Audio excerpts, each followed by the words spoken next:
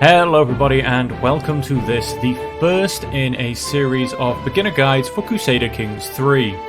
Now, we'll just start with Crusader Kings 3 is a role-playing text scroll game in essence, but with a very nice interface. Now, the general objective of this game is not set by any predetermined game rules, or there's nothing that will actually tell you what to do in game. It is all up to you to decide what you want to do and what kind of character you wish to play.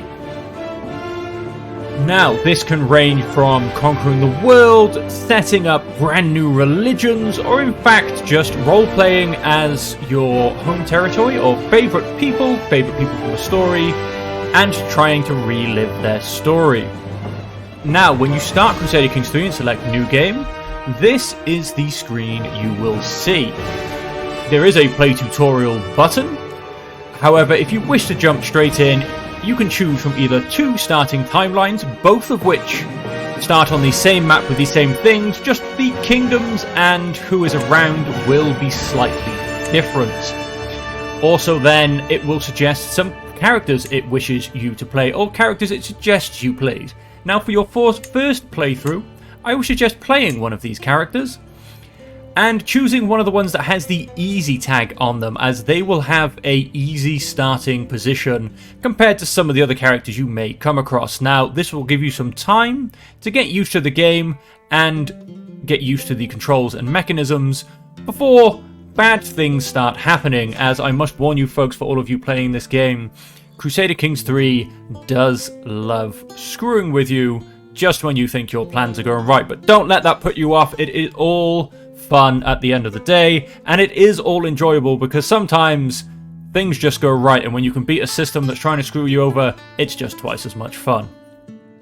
So for this introduction, we are just going to be looking at the interface and the different aspects of the game that influence and control how you play. Now, I'm not going to go into any of these in any great depth, as that will follow up in future videos, but I am just going to give you a brief overview so that if you've just started playing, hopefully you can at least find the things you are looking for if you are trying to query or do things. Now, for this tutorial series, we are going to start as Petty King Murchad, mostly because he does show as easy, and also I should hopefully be able to pronounce most of the things in and around his area, as I am Welsh myself, so hopefully coming from the area I can actually pronounce most things, and that will help keep this a little bit more lucid. So, to start, we're going to go ahead and click on Petty King Murchad. But just before we jump in, one thing I would suggest for your first playthrough is to turn off Iron Man mode. Iron Man, if you're used to it from other games, is basically a one-time playthrough where it continuously saves itself, and you do not get to choose where you save, and you also can't load a pre-saved game. So if you turn that off, and then you can save before you make any big decisions or things that you're not too sure about or that may go wrong, and then you can always go back and check different results and different outcomes as you're going through.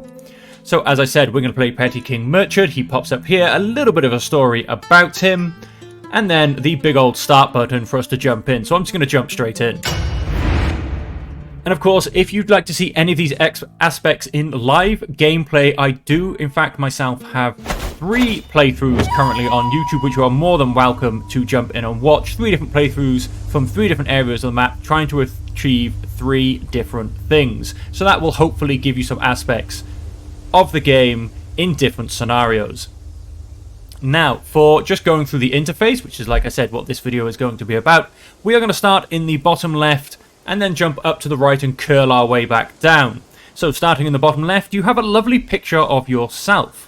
So if you click on your current character, it will bring up information about your current character and related things. Starting from the front, it is a picture of yourself. Next to you would usually stand your spouse or wife, if you will. Now, as you can see, we do not have a spouse or wife currently, so it in fact is a hollowed silhouette, which if I click on it, it will then take me to the Find a Spouse screen, which is basically the arrange marriage scheme. Next to that, we have our player heir. This is when I die, I will play as this character. Now, this will usually be your firstborn male son, but depending on your culture and religion, the rules of succession and who you will play next can change. But once again, we will go through those more in depth in future videos. Now scrolling down the left hand side, you have your current stress level.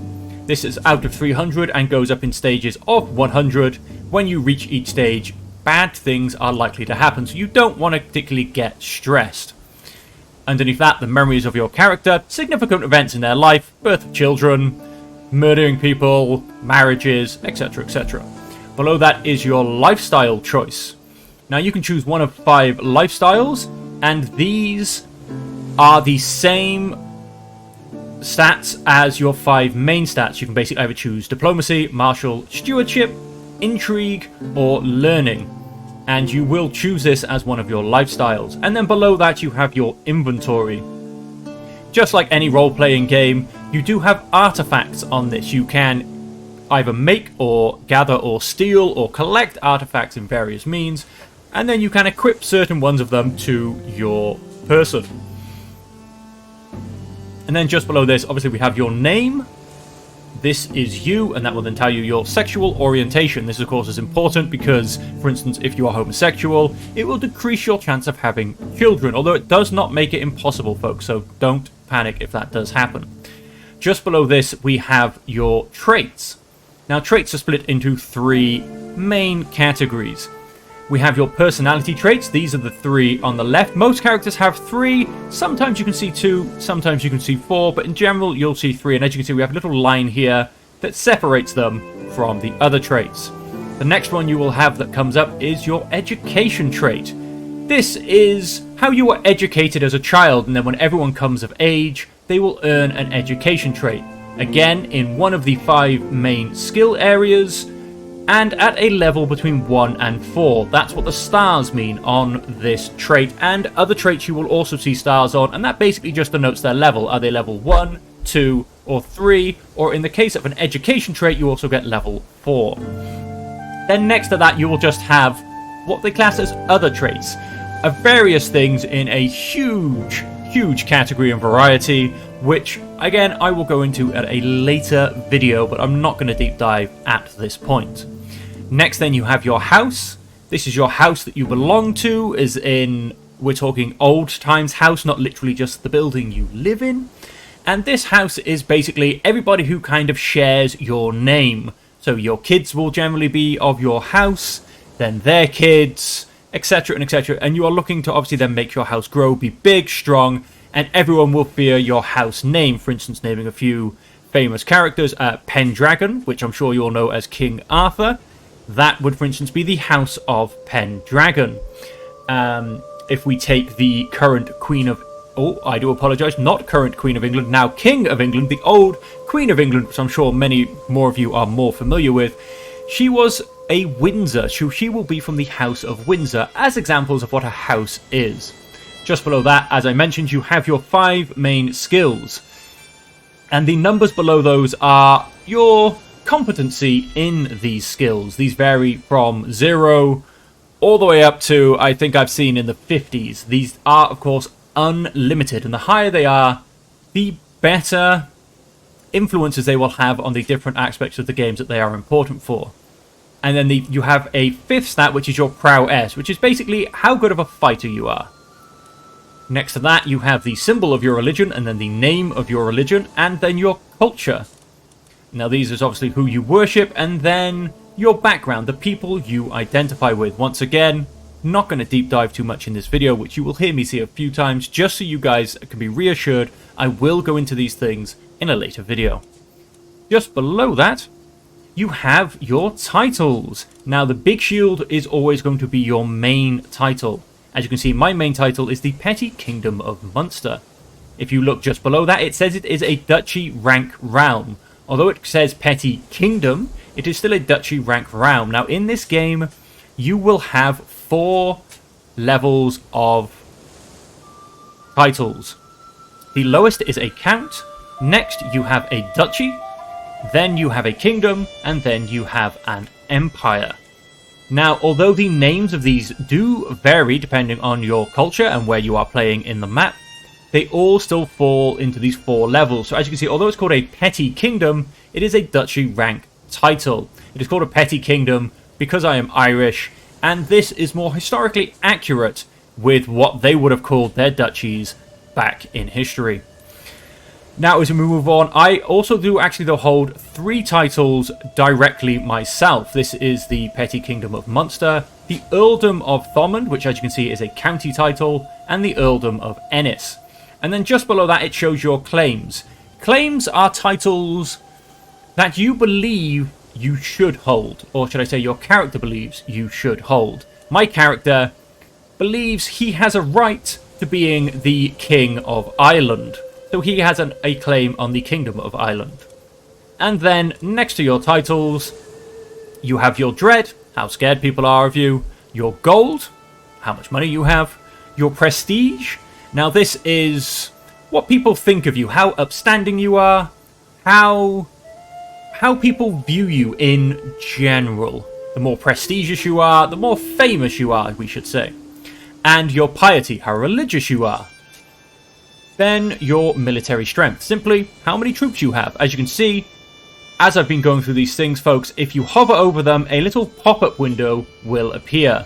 Now, these pop-up windows will just generally give you a bit more information about most of the things you hover over. Obviously, some things you hover over, they will not have pop-ups. For instance, oh, I lied. I thought Munster wasn't going to have a pop-up. But some things you will hover over, they won't have pop-ups. But a lot of things do, which will help give you further information to what you're looking into. Now, the bottom half of this pop-up screen has all of your different relationships in their varying degrees. Now, apologize if I confuse you a little bit with that, but there really wasn't much of a better word for that. I mean, so for instance, your family relationships would come to the family tab. This will show parents, grandparents, secondary spouses. Now, secondary spouses are available due to my either religion or culture. You can get different aspects in each one, which once again we will deep dive into, which slightly influence what your character is and isn't allowed to do, because this is what your character, in essence, believes in. So, secondary spouses, like I said, these aren't always there. They might also be concubines, again, depending on your culture and religion. Just below that, we have a list of all of my children. I only have one child at the moment, my player heir and son. And just below that, we have my siblings, my brothers and sisters. As you can see as well, folks, some of these are grayed out and some of these still have colour. Anybody who is grayed out is dead, and anybody who is in colour is still living. On the next tab, we have general relationships.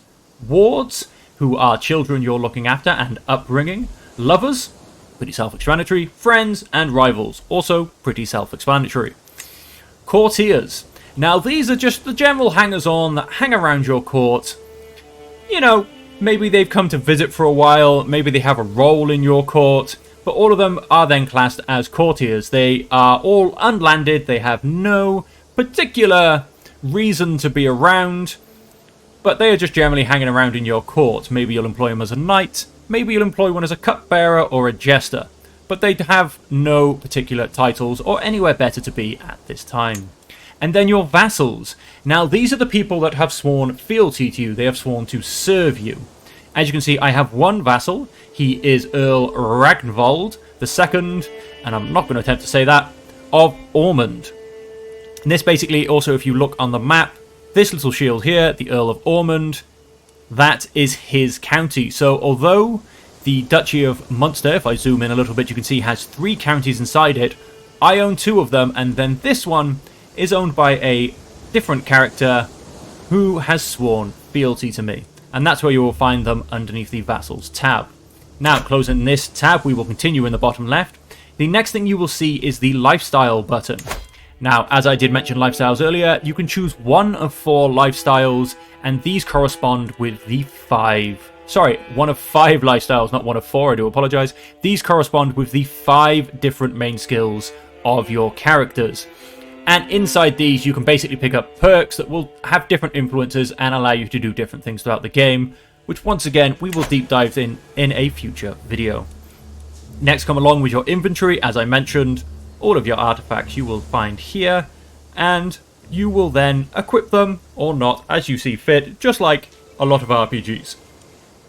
The next, as I mentioned, was your stress, also seen on your character tab, ranging up to 300, and in 3 separate levels of 100 each. The next is your house. Once again, the house that you belong to, that you are trying to make as glorious as possible. Your religion, and your culture. Now, these are generally set at the beginning of the game, but they can be changed throughout the game. They are not completely solid. Now, you can't overly change the culture of a character. You can hybridize cultures, and there are a few little ways you can do it. But again, don't worry so much about that for now. When you start a new game, you will generally start as a religion and character it suggests for you. And you will generally stick with those for most of your gameplay, at least in your first game. Jumping up to the top right, here, as you can see, we have these 3 lovely red diamonds that are standing out for us. Now, these are decisions or problems that Crusader Kings 3 deems to be fairly important that you need to resolve. For instance, the first one, it says, I haven't chosen a lifestyle. Now, I don't necessarily have to choose a lifestyle to play this game, but by choosing a lifestyle, I can earn experience and then earn perks which are going to help me. So it's extremely beneficial for me to choose a lifestyle, and there is no reason for me not to choose a lifestyle. So for instance, Crusader Kings 3 has highlighted this as something I need to resolve. The next thing, my heir is unmarried, and also I am unmarried. Now, of course, these are generally problems because if you are not married, you don't have children, and if you don't have any children, your line ceases to exist. And well, folks, if your line ceases to exist, that is game over in Crusader Kings 3. That is one of the few ways that Crusader Kings 3 can actually end, is if you have no more player heirs and characters. I say actually few ways. I believe it's the only way Crusader Kings 3 can in fact end. As long as you have a player and then a player heir to become afterwards, you can keep going and going and going. You might lose kingdoms, you might lose territories, but your line still exists. The next tab is current situations. Now, these are things that are currently happening in your game. Shock and horror, folks. Now, if you click on this, it shows me various things that are current. Now, obviously, these change depending on your current situation, but these are, again, bits of information which Crusader Kings 3 thinks are pertinent, or it wants to try and highlight to you so you can react to them if you so choose. Go along the top, we have gold, which I did mention earlier, how much money you have. Prestige, your general level of fame and glory, and what people think of you. Piety, how religious you are. Renown, this is basically prestige, but for your house. So what people think of your house, and how glorious your house is, as opposed to yourself. Next are your total soldiers, and then your domain limit. Now, these vary depending on several factors, which once again we will deep dive into in a later video. But as you can see, I have a domain of 2 out of 5 holdings. I currently hold 2 county titles directly. That's what it means by domain, how many county titles you hold. And I can hold up to a maximum of 5. Before I start getting penalties, I mean, technically, don't get me wrong, I could hold 12. But for every one above your domain limit, there are going to be penalties imposed. So you generally don't want to go above your domain limit unless you think it's going to be for a very brief period and you are trying to get something done. Now, coming down the right-hand side, the outliner. This just shows anything that might be of interest to you at a current situation or time. For instance, any armies you have raised, any characters you have pinned, and also then you can see your domain holdings. Your domain, again, being your area of land that you rule, and then your holdings being your counties. So all of the counties inside your realm. Coming further down, we have the realm tab. As you can see, again, domain. This is what I directly own. Any vassals I have, and then my succession rules, laws, and it shows you what is going on with your succession. As you can see, everything is going to my 1 player heir and son, and it's not being split up because I don't have any other children to get in the way. Oh, I did skip the military tab. I do apologize. The military tab is literally what it says on the tin. It will show you your armies, any available mercenaries which you can hire for a price, and holy orders, which are just like mercenaries, but you usually hire them for a piety cost as opposed to a gold cost. Moving further down, you have the council. These are your 5 most trusted courtiers or vassals that you have decided to help you with the running of your realm. Now, of course, you can set these to varying tasks and they do different things, but once again, we will deep dive into that in a separate video. But these are people who you generally trust to help you control and rule your realm in a successful manner. Moving down, we have your courtiers. Now, you do have court positions, which you can assign people to, and they have varying effects, and cost a varying monthly stipend, as in they will cost, for instance, this one will cost me 0.18 gold per month. That is their salary. Your courtiers, as I mentioned, all of those hangers-on in your court, and then any prisoners you happen to have in your dungeon. Moving down, we have the Intrigue tab. This will show any schemes, hostile or personal being more friendly schemes, and then any hooks or secrets you may know or that people may in fact have on yourself. This is where you can keep track of all of that, and once again we will deep dive later on. Factions. Now, these are like schemes, but they are more focused against your realm as opposed to against you or a specific person. And these are where people are generally trying to push an agenda, and they will come here, they will gather some allies, and they will eventually submit this proposal to you with, do this or we're all going to raise arms and try and kill you. Now, of course, you don't always have to do what they say. You can, of course, raise arms yourself and attempt to crush them. But this is where you will find factions against you. The next tab is the Decisions tab. Now, this is split into two sections. Major decisions. These are considered bigger decisions which will have a longer lasting impact. For instance, if you found a Holy Order, the Holy Order will be around for the rest of the game. Unless, of course, you get rid of it. Or found a new kingdom. You are creating a new kingdom, which, well, once again, you will hope will be around for the rest of the game, unless someone comes and squishes you. And then below that, you have more minor decisions. For instance, host a feast, go on a hunt, go on a pilgrimage.